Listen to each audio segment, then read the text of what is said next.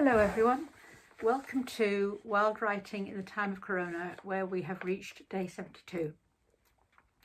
Today's workshop is basically the simple one where you, given 4 different words or phrases, come up with a poem. And today's only has one difference, and that is I'd like you to use 3 of the given words actually in the poem, and then you have a choice of 3 of your own, from which you need only use 1.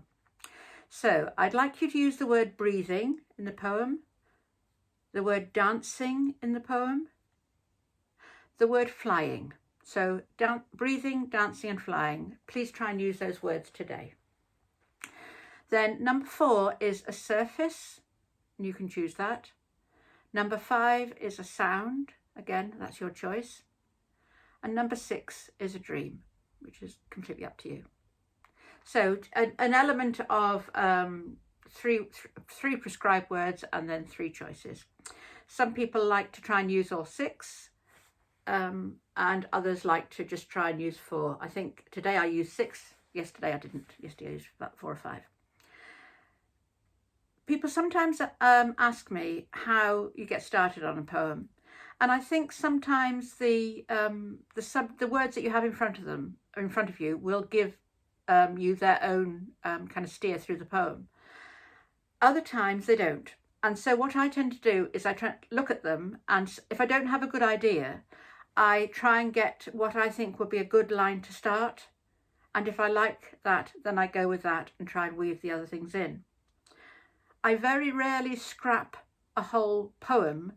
I will sometimes have to try quite hard for the first line.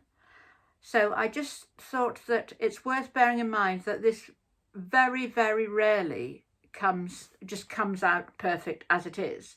There's often a lot of scribbling out and writing. I'll show you, as I sometimes do, the amount of scribbling out I had to do today.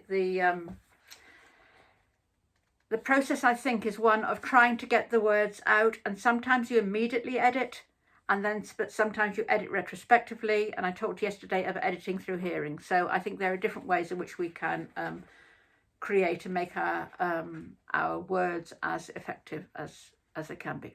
Anyway, for now, with the words breathing, dancing and flying, your choice of a surface, a sound and a dream, I'm going to suggest that the process is very simple. It needs you engaged, a little bit of clear thinking time, the wherewithal to create, which in the case of these workshops is a pen and paper, or more technological things if you choose. But for now, I'm going to suggest that if you're ready, you start. Well done. So today's workshop, I think, had a little bit of a challenge in it, in that it probably forced you to think, how can I use these words, which you might have used literally, or you might have used them metaphorically, I guess. I'm going to share mine with you, and I hope that you will do the same in some way or another. So obviously I had to have breathing, dancing and flying. My surface was the surface of the sea. My sound was the sound of breathing, and the dream was, I wasn't sure, it was just I just had it as a dream. I think sometimes if there's something on your mind, that will often come out in a poem. Sometimes it's conversation, sometimes it's an observation. I today got my first line, I think probably because I had been having a conversation with a person I knew who is a diver, which is how today's came about. But anyway, this is the poem. And if she'd go diving in the sea, sorry, beg your pardon, completely wrong first line, I'll try again. And if she'd go diving, she'd see, below the blue-green skin of the earth, a world unfurl before her hazy eyes. But first she has to drop, feet first. She's like a neoprene needle as she pierces the shimmering blue, sinks down to the weeds, the corals, the deep. Mechanically she breathes, her inhalations soundtrack her widening view.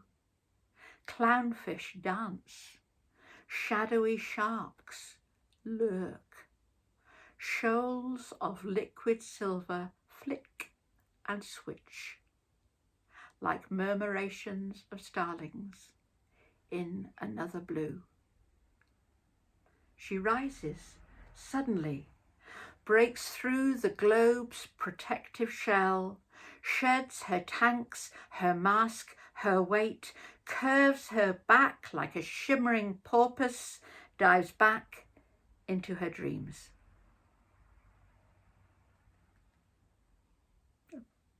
The poem about diving.